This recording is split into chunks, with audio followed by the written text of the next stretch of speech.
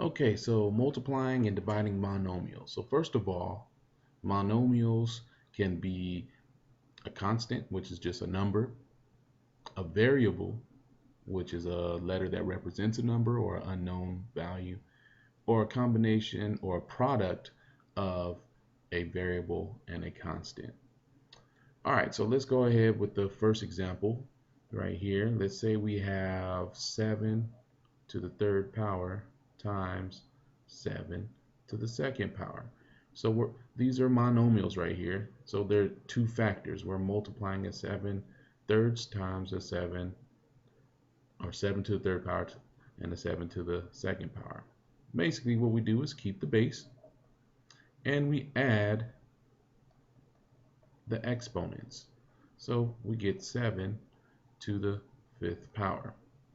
So this is simplified. This is simplified.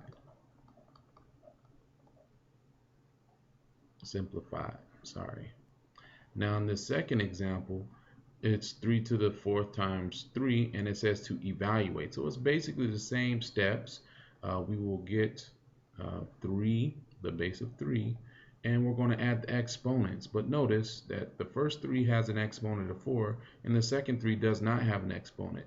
So when it doesn't, it actually is an implied 1. So we're going to add 1 to that 4. So this ends up being 3 to the fifth power. So this would be the simplified part, but we want to evaluate it. So evaluating it means actually finding the answer or the value. So we're going to go 3 times 3 times 3 times 3 times 3. So we have to actually do the multiplication. Okay, so I already know that 3 times 3 times 3 is 27, and I know that 3 times 3 is 9. So I'm going to multiply 27 times 9, which gives me 243. Okay, we also can deal with variables. Like I said earlier, monomials can be variables. So here, our base is an m, so we keep the m, and our exponent is 8 plus 4. So it's simply m to the 12th, and that's as far as we can go.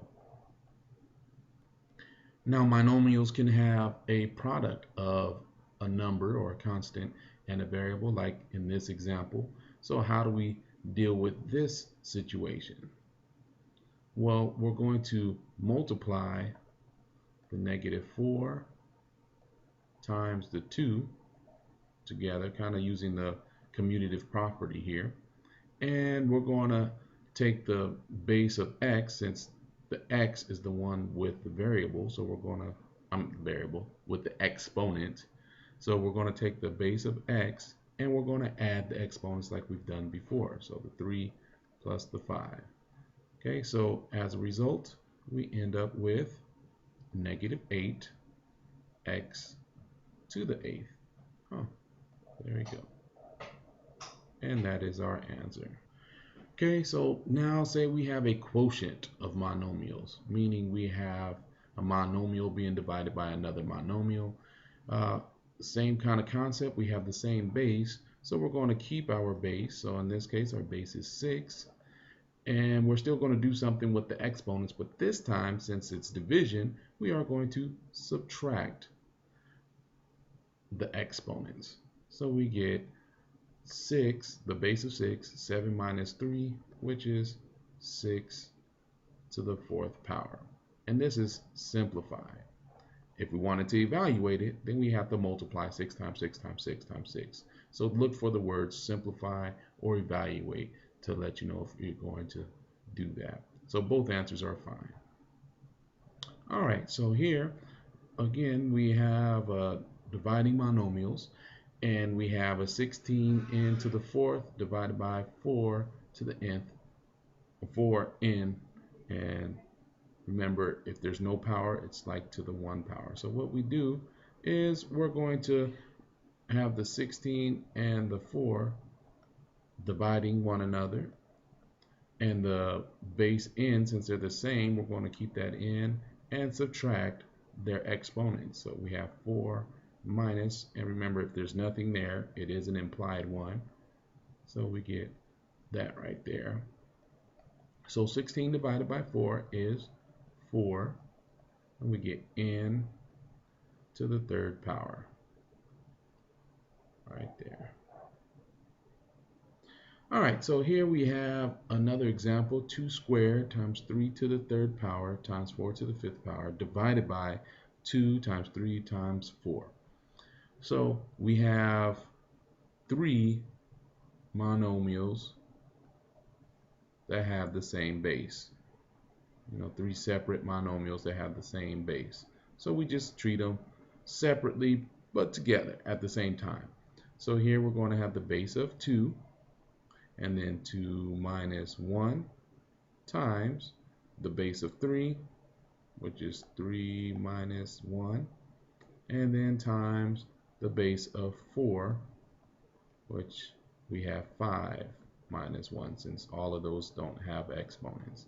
So go ahead and we get 2 times 3 to the second times 4 to the fourth.